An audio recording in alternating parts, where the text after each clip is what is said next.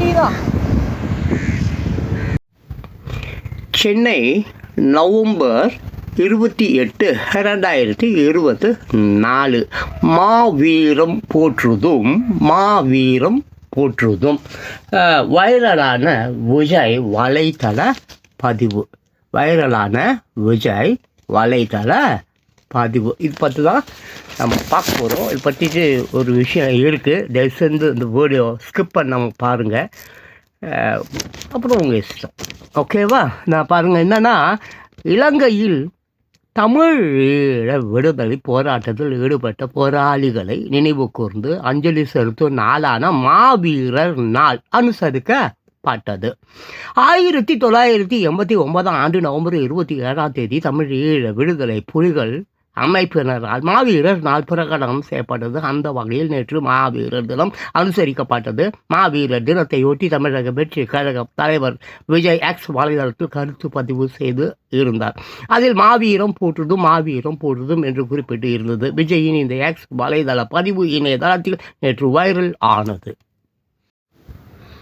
தயவு செஞ்சு ஸ்கிப் பண்ணாமல் இந்த வீடியோ பாருங்கள். அதுவும் வாலிப பெண்கள், இன்றைய இளைஞர்கள் கண்டிப்பாக அவசியம் தெரிந்து கொள்ள வேண்டிய விஷயம் இதில் நிறையா இருக்குது. இலங்கை பிரச்சனையும் தமிழக அரசும். இலங்கை பிரச்சனையும் தமிழக அரசும். புத்தகம் பெயர் பார்த்தீங்கன்னாக்க எம்ஜிஆர் அரசியல் பாதை. அப்படி பாருங்கள். பன்ருட்டி ராமச்சந்திரன் மூலமாக தமது பதிலை மத்திய உணவுத்துறை அமைச்சர் ராவ் பீரேந்திர சிங்குக்கு எம்ஜிஆர் தெரிவித்தார். நீங்கள் என்னை பற்றி விசாரித்து அறிந்ததற்கு நன்றி தெரிவித்துக் கொள்கிறேன்.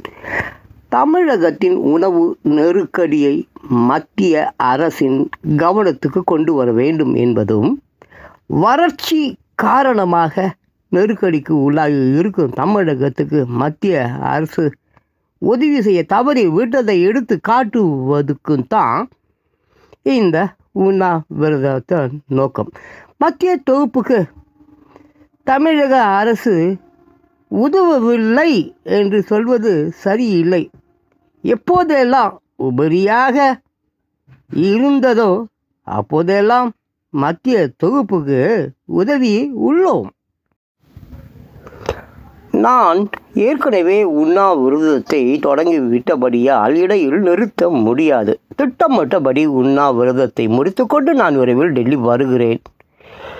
உண்ணாவிரதத்தை முடித்தவுடன் உங்களுடன் தொடர்பு கொள்கிறேன். இவ்வாறு முதலமைச்சர் எம்ஜிஆர் பன்ருட்டி ராமச்சந்திரன் மூலம் தனது கருத்தை மத்திய அமைச்சர் ராவ் வீரேந்திர சிங்குக்கு தெரிவித்தார். அதன்படி மாலை 5 மணி வரை விரதம் இருந்த எம்ஜிஆர் சென்னை மாவட்ட அதிமுக செயலாளர் ஜேபிஆர் கொடுத்த எலுமிச்சை ரசத்தை அருந்தி உண்ணாவிரதத்தை முடித்துக்கொண்டார். இந்த நேரத்தில் இலங்கை தமிழர்கள் பிரச்சனை 2009 ஏப்ரல் மாதம் அப்போதைய முதலமைச்சர் மு கருணாநிதி ஏர் கூலர் வசதியுடன் சில மணி நேரம் உண்ணாவிரதம் இருந்ததை உங்கள் நினைவுக்கு வரலாம். உண்ணாவிரதம் முடிந்த பிறகு அங்கு கூடியிருந்த மக்களிடம் பேசிய எம்ஜிஆர், நான் உண்ணாவிரதம் தொடங்கிய பிறகு மத்திய உணவுத்துறை அமைச்சர் ராவ் பீரேந்திர சிங் என்னுடைய நேர்முக உதவியாளரிடம் டெலிஃபோனில் தொடர்பு கொண்டு பேசியிருக்கிறார். உண்ணாவிரதம் வேண்டாம், சுமூகமாக பேசி தீர்த்து கொள்ளலாம், டெல்லிக்கு வர சொல்லுங்க என்று தெரிவித்திருக்கிறார். சுமூகமாக பேசி தீர்த்து கொள்ளலாம் என்றால் எனக்கு ஒன்றும் ஆட்சேபனை இல்லை. எவ்வளோ நேரம் வேணுமானாலும் பேசலாம். ஆனால் காலதாமதம் இல்லாமல் அரிசி கிடைத்தாக வேண்டும். நிதி அமைச்சர் நெடுஞ்செழியனும் அதிகாரிகளும் டெல்லிக்கு போய் ராவ் பீரேந்திர சிங்கை சந்தித்து பேசுவார்கள். தேவைப்பட்டால் நானும் போவேன். உண்மை நிலையை மக்களுக்கு எடுத்துச் சொல்ல வேண்டும் என்பதற்காகத்தான் இந்த உண்ணாவிரதம் இன்று நடத்தப்பட்டது. இது போராட்டம் அல்ல, நம் உணர்வுகளை வெளிப்படுத்துவதற்கான அடையாளம் தான் இது. இனி வரும் விளைவுகளை மத்திய அரசின் நடவடிக்கைகளை பொறுத்துதான் அடுத்த கட்டம் பற்றியும் எத்தகைய வழியை கையாளுவது என்பது பற்றியும் சிந்திப்போம் என்று கூறினார். மாநில உரிமைக்காகவும் மக்களின் நலனுக்காகவும் ஒரு முதலமைச்சர் எப்படி நடந்து கொள்ள வேண்டும் என்பதற்கு தமிழ்நாடு முதலமைச்சர் எம்ஜிஆர் உதாரணம் என்று வடநாட்டு பத்திரிகைகள் கூட அன்று பாராட்டி எழுதின. அதே 1983 தமிழ்நாட்டு தமிழர்களை உலுக்கி போட்ட ஒரு கொடுமையான சம்பவம் இலங்கையில் நடைபெற்றது. இலங்கை நாட்டில் தமிழர்களுக்கு என தனி ஈழம் கேட்டு போராடி வந்த விடுதலை புலிகள் 24/7/1983 அன்று யாழ்ப்பாணத்தின் வட பகுதியில் இராணுவத்தினர் மீது வெடி குண்டுகள் வீசி தாக்குதல் நடத்தியதில் இலங்கை இராணுவ அதிகாரி உள்பட 13 இராணுவத்தினர் பலியாகினர்.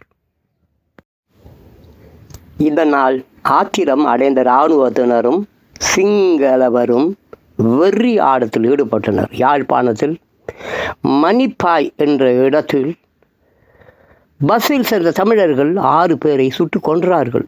மற்றும் திரிகோண மலைப்பகுதியில் 12 தமிழர்கள் சுட்டுக் கொல்லப்பட்டார்கள்.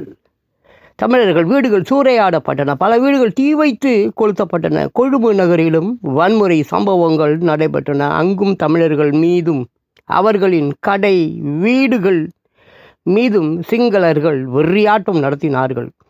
3000க்கு அதிகமான தமிழர்கள் வீடு இழந்து தவித்தனர். இலங்கை முழுவதும் ஊரடங்கு உத்தரவு பிறப்பிக்கப்பட்டது. கலவரக்காரர்களை கண்டதும் சுடச்சொல்லி உத்தரவு பிறப்பிக்கப்பட்டது. இதனை பயன்படுத்தி கொண்டு இலங்கை இராணுவத்தினர் தமிழர்களை கொன்று குவித்தனர். இதன் உச்சகட்டமாக நெஞ்சம் பதபதைக்கும் ஒரு சம்பவம் 26/7/1983 நாள் கொழும்பு நகரில் நடைபெற்றது. அந்நகரில் உள்ள வெளிக்கடை சிறையில் அடைக்கப்பட்டிருந்த சிங்கள வெறியர்களும் சிறை அதிகாரிகளும் சேர்ந்து அந்த சிறையில் அடைக்கப்பட்டிருந்த விடுதலை புலிகளின் முன்னணி தலைவர்களாக செயல்பட்ட குட்டிமான் ஈஜெகன், தங்கதுரை உள்ளிட்ட 37 தமிழர்களை மிருகத்தனமாக தாக்கி படுகொலை செய்தனர். இதை இராணுவத்தினர் வேடிக்கை பார்த்து கொண்டிருந்தனர். இந்த செய்தி உலகெங்கும் காட்டுத்தீயாக பரவியது. தமிழர்கள் கொதித்து எழுந்தனர். அப்போது தமிழக முதலமைச்சராக இருந்த எம்ஜிஆர் இலங்கை அரசுக்கு கடும் கண்டனம் தெரிவித்தார். அத்துடன் அன்றைய பிரதமர் இந்திரா காந்திக்கு அவசர தந்தி ஒன்றை அனுப்பினார். அதில் இலங்கையில் நடக்கும் நிகழ்ச்சிகள் குறித்து இந்திய அரசு கவலை தெரிவித்து இருப்பதற்காக எங்கள் நன்றியை தெரிவித்துக் கொள்கிறோம். இலங்கையில் உள்ள தமிழர்களை இரக்கமற்ற முறையில் கொள்வது, கலவரம் விளைவிப்பது, தீ வைப்பது, வீடுகளை தாக்கி சேதப்படுத்துவது போன்ற செய்திகள் இலங்கையிலிருந்து வந்து கொண்டு இருக்கின்றன. இது பெரிதும் கவலை அளிப்பதாக உள்ளன. இலங்கையில் உள்ள சிங்கள வெறியர்களாலும் சிங்கள இராணுவத்தாலும் கட்டவிழ்த்து விடப்படும் வன்முறை செயல்கள் தமிழகத்தில் உள்ள மக்கள் மத்தியில் ஆத்திரத்தையும் கடுமையையும் கொதிப்பையும் ஏற்படுத்தி இருக்கிறது. எனவே இலங்கையில் உள்ள அப்பாவி தமிழர்களை இந்த கொலைக்காரர்களின் கொடு தாக்குதலில் இருந்து காப்பாற்ற தக்க நடவடிக்கைகளை எடுக்கும்படி கேட்டுக்கொள்கிறேன். அத்துடன் இலங்கையில் நடக்கும் இப்படிப்பட்ட பயங்கர சம்பவங்களை உலக மக்கள் அறியும் வண்ணம் இந்த பிரச்சனையை ஐக்கிய நாடுகள் சபையில் எழுப்பி நீங்கள் பிரதமர் நடவடிக்கை எடுத்தால் நான் அதற்காக மிகுந்த நன்றியோடு என்பான் ஆவேன் என்று குறிப்பிட்டிருந்தார். எம்ஜிஆர் அனுப்பிய தந்திகளை தந்து பிரதமர் இந்திரா காந்தி இலங்கைக்கு எச்சரிக்கை விடுத்தார். இலங்கையில் நடக்கும் சம்பவங்களை பார்த்துக்கொண்டு இந்தியா சும்மா இருக்காது. இலங்கையில் நடைபெறும் சம்பவங்கள் இலங்கையில் உள்நாட்டு பிரச்சனை என்றாலும் இலங்கை தமிழர்களும் இந்தியாவிலிருந்து சுற்றுலா பயணம் செய்பவர்களும் கொல்லப்பட்டு இருக்கிறார்கள். இது சாதாரணமாக எடுத்துக்கொள்ள முடியாது என்று குறிப்பிட்டார். இலங்கையில் தமிழர்கள் படுகொலை செய்யப்பட்டதை கண்டித்து தமிழ்நாட்டில் ஆகஸ்ட் 1983 2 முழு அடைப்பு பந்த் நடைபெறும் என்று அறிவித்தார் எம்ஜிஆர். அதன்படி தமிழகம் முழுவதும் கடைகள் மூடப்பட்டன. வாகனங்கள் எதுவும் ஓடவில்லை. அரசு அலுவலகங்கள் எதுவும் இயங்கவில்லை. வரலாற்றில் முதல் முறையாக மத்திய அரசும் பந்தில் பங்கேற்றது. அன்றைய தினம் மத்திய அரசு அலுவலகங்கள் அனைத்தும் மூடப்பட்டன. ரயில்களும் ஓடவில்லை. இந்நிலையில் இலங்கை தமிழர்களுக்கு மத்திய அரசு ஆதரவு அளிக்கவில்லை என கூறி ஆகஸ்ட் 5 ரயில் மறியல் போராட்டம் நடத்தப் போவதாக திமுக அறிவித்தது. மத்திய அரசு தேவையான அளவிற்கு நடவடிக்கை எடுத்து வருவதாகவும், தமிழர்களின் உணர்வுகளுக்கு மதிப்பளித்து மத்திய அரசு அலுவலகங்களுக்கு விடுதலை அளித்தும், ரயிலை நிறுத்தி பந்துக்கு ஆதரவு அளித்து உள்ளதையும் சுட்டிக்காட்டிய எம்ஜிஆர் ரயில் மறியல் போராட்டத்தை கைவிடுமாறு வேண்டுகோள் விடுத்தார். இதனை திமுக தலைவர் கருணாநிதி ஏற்க மறுத்தார். உடனே எம்ஜிஆர் தமிழ்நாடு முழுவதும் ஆகஸ்ட் 5ஆம் தேதி ரயிலை ஓட விடாமல் ரத்து செய்யும்படி பிரதமர் இந்திரா காந்தியிடம் கேட்டுக்கொண்டார். எம்ஜிஆர் ரயில் மறியல் போராட்டத்தை கைவிடுமாறு வேண்டுகோள் விடுத்தார். இதனை திமுக தலைவர் கருணாநிதி ஏற்க மறுத்தார். உடனே எம்ஜிஆர் நாடு முழுவதும் ஆகஸ்ட் 5ஆம் தேதி ரயிலை ஓட விடாமல் ரத்து செய்யும்படி பிரதமர் இந்திரா காந்தியிடம் கேட்டுக்கொண்டார்.